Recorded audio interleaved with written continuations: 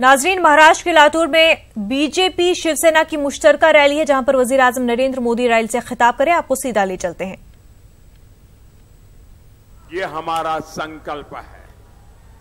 आयुष्मान भारत योजना के तहत हमारी सरकार ने 50 करोड़ गरीबों को हर वर्ष मुफ्त इलाज का प्रबंध किया है।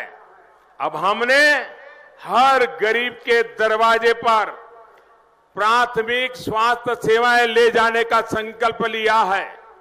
साथियों, भारतीय जनता पार्टी का संकल्प पत्र चुनाव के बाद एनडीए की सरकार होने वाली है और हमारी सरकार की दिशा दिखाने, सरकार की प्राथमिकता बताने का ये हमारा संकल्प पत्र एक माध्यम है।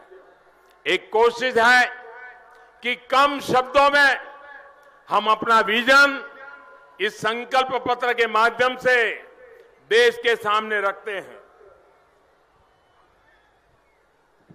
देश की वर्तमान आवश्यकता और भविष्य की जरूरतों, चुनौतियों को ध्यान में रखते हुए उसे तैयार किया गया है। लेकिन ऐसा भी नहीं है कि जो संकल्प पत्र में लिखा हम वहीं तक सीमित रहते हैं। 2014 में हमने अपने संकल्प पत्र में ये नहीं कहा था कि हम सर्जिकल स्ट्राइक करेंगे और हम एयर स्ट्राइक करेंगे, लेकिन आवश्यकता पड़ी तो वो भी हमने कमाल करके दिखाया।